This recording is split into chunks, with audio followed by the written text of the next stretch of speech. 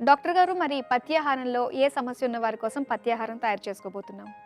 ఈ పూటేంటంటే వాత దోషాన్ని అదుపులో ఉంచేటువంటి పథ్యాహారం. అంటే ఈ వాతం అనేటువంటిది చాలా మందికి సమస్యగా ఉంటూ ఉంటుంది. అంటే వాత దోషం ఉంది అంటే ఏంటంటే కీళ్ళ నొప్పులు ఉండొచ్చు, లేకపోతే రుమాటయిడ్ ఆర్థరైటిస్ ఉండొచ్చు, లేకపోతే సయాటికా ప్రాబ్లమ్ ఉంటూ ఉంటుంది. ఇవన్నీ కూడా వాత దోషం వల్ల వచ్చేటువంటి సమస్యలు. అలాగే పారాలిసిస్ లాంటి పెద్ద పెద్ద సమస్యలు కూడా వాత దోషం వల్ల వస్తుంటాయి. సో, ఇలాంటి సమస్యలు ఏవి ఉన్నా కూడా అటువంటి వాళ్ళు చక్కగా ఒక ఆహారంలాగా ప్రతిరోజు తీసుకోగలిగినటువంటి మంచి పథ్యాహారాన్ని తయారు చేద్దాం.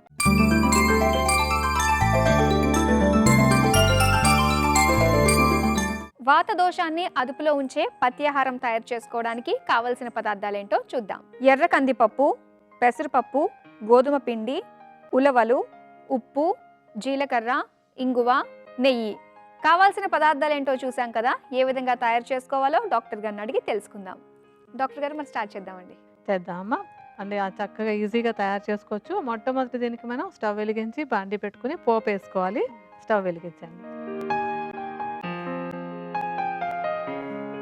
మనం ఇలాంటి పథ్యాహారాలు చేసుకునేటప్పుడు ఎప్పుడు కూడా నేతితో పోపు వేసుకుంటే అది ఆరోగ్యానికి మంచిది, తినడానికి కూడా హితవుగా ఉంటుంది.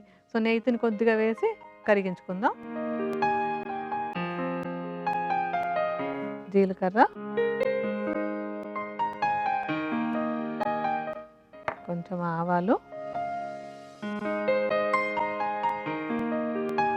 కొంచెం ఇంగువ.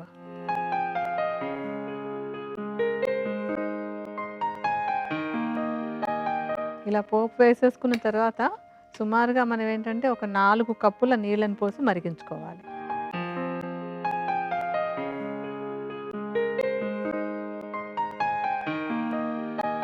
మీరంతా ఎప్పుడు గుర్తుంచుకోవాల్సింది మేము సుమారుగా చూపిస్తుంటాం. మీకు చెప్పిన కొలతల ప్రకారం మీరు తయారు చేసుకుంటూ ఉండండి. ఇప్పుడు ఈ నీళ్లు మరుగుతుండగా మనం తీసుకునే మిగతా పదార్థాల గురించి కూడా మనం చెప్పుకుందాము. ఇందులో మనం తీసుకునేది ఏంటంటే ఉలవలు ఒకటి వాడుతున్నాము. ఈ ఉలవలు ఎందుకంటే ఇది వాత దోషాన్ని తగ్గించడానికి ఉలవలు చాలా చాలా బాగా ఉపయోగపడతాయి. అంటే వాతాన్ని తగ్గించడానికి ఎక్సలెంట్‌గా పనిచేసేటువంటివి ఆహార పదార్థం ఉలవలనమాట. సో, ఉలవల్ని ఇప్పుడు మనం చేసేటువంటి ఈ ఇదొక జావలాగా తయారు చేసుకుంటాం మనం. ఈ జావలోకి ఏంటంటే దాదాపు 4 కప్పులు నీళ్లు పోసుకున్నామంటే మొత్తం అన్నీ కలిపి ఒక అరకప్పే వేసుకోవాలి. ఎందుకంటే జావ మెత్తగా తయారవ్వాలి కనుక. సో, ఇవన్నీ కలిపి ఏంటంటే ఇప్పుడు ఎర్ర కందిపప్పు, పెసరపప్పు, మన ఉలవలు, గోధుమ పిండి అన్నీ కలిపితే ఒక అరకప్పు అవ్వాలి. అంతకంటే ఎక్కువ కాదు. సో, ఎందుకంటే సుమారుగా మనం తీసుకున్నట్టయితే ఒక్కొక్కటి ఒక పెద్ద చెంచాడు చొప్పున తీసుకుంటే మనకు కొలత సరిపోతుంది. అలాగే ఎర్ర కందిపప్పు కూడా ఈ వాత దోషాన్ని తగ్గించడానికి చక్కగా ఉపయోగపడేటువంటి ఆహార పదార్థమే. పెసరపప్పు కూడా చాలా తేలిగ్గా అరుగుతుంటుంది. ఎందుకంటే మనం చాలాసార్లు చెప్పుకుంటూ ఉంటాం. వాతం, పిత్తం, కఫం అన్నింటికి కూడా మంచిది. చాలా తేలికగా అరుగుతుంది ఇది. వాత దోషాన్ని అదుపులో ఉంచడానికి కూడా పెసరపప్పు బాగా ఉపయోగపడుతుంది. సో, పెసరపప్పు కూడా తీసుకుందాము. గోధుమ పిండి కూడా చక్కగా తేలికగా అరిగి శక్తినిస్తుంది. ఇది కూడా వాతాన్ని తగ్గించడానికి ఉపయోగపడుతుంది. సో, 4 కలిపితే ఒక అరకప్పు అయ్యేలాగా తీసుకోవాలన్నమాట. మనకు నీళ్ళు కూడా బాగా మరిగిపోయాయి కదా. ఇందులో మనం కొద్దిగా తీసుకుని పప్పులన్నీ వేద్దాము.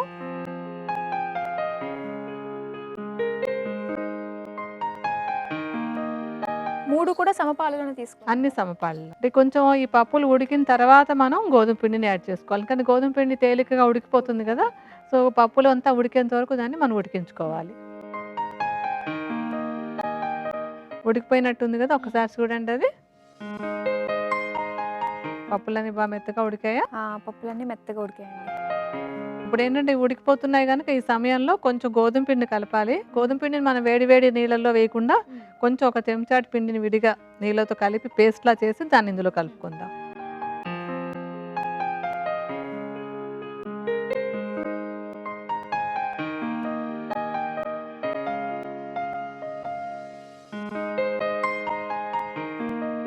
ఇప్పుడు వేసేయచ్చు అంటారా అయితే?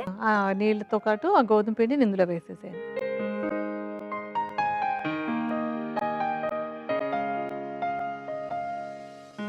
ఈ గోధుమ పిండి వేసేసాక మనం ఒక నిమిషం కొంచెం ఉడకనివ్వాలి. ఉడికేటప్పటికి మనకి మన పథ్యాహారం రెడీ అయిపోతుంది. బాగా ఉడికిపోతుంది కదా. ఇప్పుడు తగినంత ఉప్పు కలుపుకోవాలి ఇందులో. కొంచెం దగ్గర కూడా పడిందండి ఇది. చిక్కటి జావలాగా తయారవుతుంది ఇది. అదే మన పథ్యాహారం అలాగే ఉండాలి. మరి ముద్దలాగా అయిపోకూడదు, నీళ్ళుగా ఉండకూడదు. సో, సరిపోయిన స్థితికి వచ్చేసింది. మనం ఇంకా స్టవ్ ఆపేసేయచ్చు. ఇప్పుడు ఆ జావని మనం విడిగా ఒక బౌల్లోకి తీసేసుకుందాం.